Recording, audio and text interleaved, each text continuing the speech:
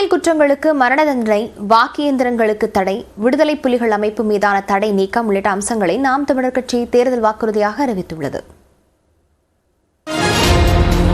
மக்களவை தேர்தலில் தமிழ்நாடு மற்றும் புதுச்சேரியில் உள்ள 40 தொகுதிகளிலும் நாம் தமிழர் கட்சி தனித்து போட்டியிடுகிறது. தேர்தல் ஆணையத்தால் ஒதுக்கப்பட்ட மைக் சின்னத்திற்கு நாம் தமிழர் கட்சி வேட்பாளர்கள் வாக்கு சேகரிக்க தொடங்கியுள்ள நிலையில் அக்கட்சியின் தலைமை ஒருங்கிணைப்பாளர் சீமான் கட்சியின் தேர்தல் வாக்குறுதிகளை வெளியிட்டார்.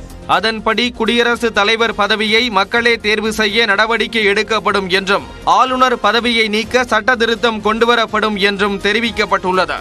மாநிலங்களவை உறுப்பினர்கள் அமைச்சராவதை தடுக்கும் வகையில் சட்ட திருத்தம் கொண்டுவரப்படுவதோடு சின்னம் இல்லாத தேர்தல் முறை கொண்டுவரப்படும் என்றும் வாக்குப்பதிவு எந்திரங்களுக்கு தடை ஆகியவற்றை வாக்குறுதிகளாக கொடுத்துள்ளது நாம் தமிழர் கட்சி. ஊழல் செய்பவர்கள் தேர்தலில் நிற்க தடை விதிக்கப்படும், வெளிநாடு வாழ் இந்தியர்கள் மற்றும் சிறை கைதிகளுக்கு வாக்களிக்கும் உரிமை வழங்கப்படும் என்றும் கூறப்பட்டுள்ளது. இடைத்தேர்தல் முறை ஒழிக்கப்படும் என்பதோடு மற்ற கட்சிகளின் சின்னத்தில் போட்டியிட தடை விதிக்கப்படும் என்றும் நாம் தமிழர் கட்சி தெரிவித்துள்ளது. நீதித்துறையில் சீர்திருத்தம் செய்யப்படுவதோடு மண்ணின் மைந்தர்களுக்கு நீதிபதி பதவி வழங்கப்படும் என்றும் பிற மாநிலத்தவருக்கு தடை விதிக்கப்படும் என்றும் கூறப்பட்டுள்ளது.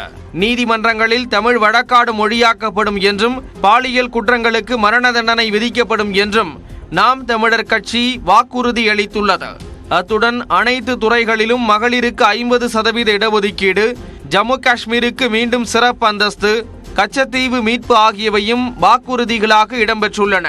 கொடுத்தது காங்கிரஸ், அம்மையார் இந்திரா காந்தி கூட இருந்து அதை அந்த நேரத்தில் எதிர்த்து பெரும்பாரியாக மக்களை திரட்டி ஒரு பெரிய போராட்டத்தை நடத்தி கொடுக்க விடாம தடுத்திருக்க வேண்டியது பொறுப்பில் இருந்தது திமுக.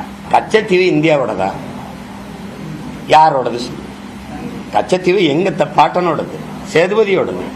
தமிழ்நாட்டில் வட மாநிலத்தவர் குடியேற்றம் கண்காணிக்கப்படும் என்றும் நுழைவுத் தேர்வு முறை ரத்து செய்யப்படும் என்றும் தெரிவிக்கப்பட்டுள்ளது.